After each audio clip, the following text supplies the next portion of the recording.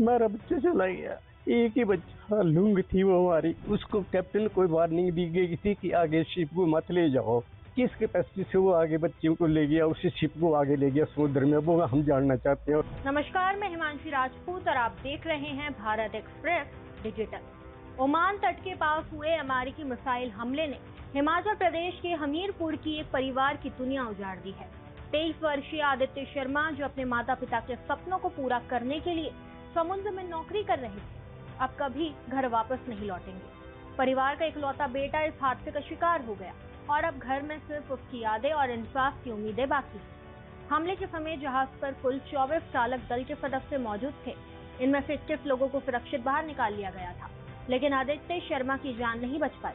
बेटे की मौत से पूरा परिवार सदमे में है और अब उनकी एक ही मांग है कि आदित्य का पार्थिव शरीर जल्द से जल्द भारत लाया जाए, ताकि परिवार उसका अंतिम संस्कार कर सके। आदित्य के पिता ने प्रशासन के माध्यम से केंद्र सरकार से गुहार लगाई है कि उनके बेटे के शव को जल्द भारत लाने की व्यवस्था की जाए।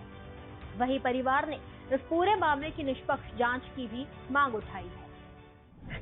पोतरू, क्या मांग रहेगी सर आपकी? मेरी मांग एक है कि हमारा बच्चा चला गया। एक ही बच्चा लूंग थी वो हमारी।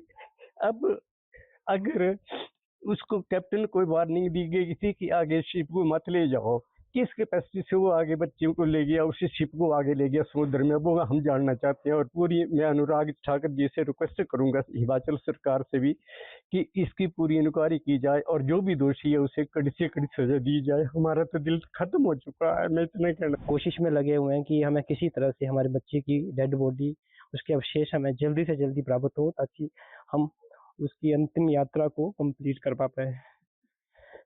फैमिली में हमारा मेरे बड़े भाई हैं, वो राजेश शर्मा, उनका एक ही बेटा था। बड़े चाव से हमने उसको पाला था। 22-23 साल का था, छोड़ के चला गया जी हमें। सैटरडे संडे को हमारी ग्रुप कॉल हुई थी दिल्ली में। काफी दुखद है।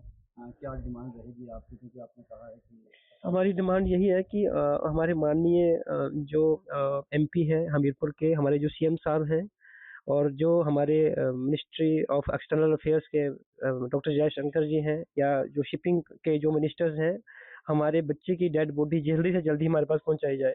बस हमारी यही हाथ जोड़ के गुजारिश है। और एक और चीज मैं गुजारिश करना चाहता हूँ कि हमारे बच्चे को रात को 10:15 साढ़े 10 बजे जब अटैक हुआ, तो वो इंजन, जहाँ पे इंजन होता है, जहाँ पे मिसाइल दागी गई, तो वो क्या कर रहा था? ओवर टाइम कर रहा था, करवाया जा रहा था, उससे क्या हो रहा था, मैं वो भी जानना चाहता हूँ। और उसको रेस्क्यू की कोई उसको हेल्प की गई कि नहीं की गई, हमें ये भी। हिमाचल प्रदेश के मुख्यमंत्री सुखविंदर सुक्खू ने भी उनके परिवार से बातचीत की है और हर संभव मदद का भरोसा दिलाया है। अब पूरा परिवार अपने बेटे की अंतिम विदाई का इंतजार कर रहा है और सरकार से न्याय की उम्मीद लगाए बैठा है। फिलहाल सबसे बड़ा सवाल यही है कि इस हादसे की परिस्थितियों की पूरी जांच हो और अगर किसी स्तर पर लापरवाही हुई है तो जिम्मेदार लोगों के खिलाफ कार्रवाई की जाए। फिलहाल इस रिपोर्ट में बस इतना ही। ऐसे ही तमाम खबरों को जानने के लिए देखते रहिए भारत एक्सप्रेस डिजिटल।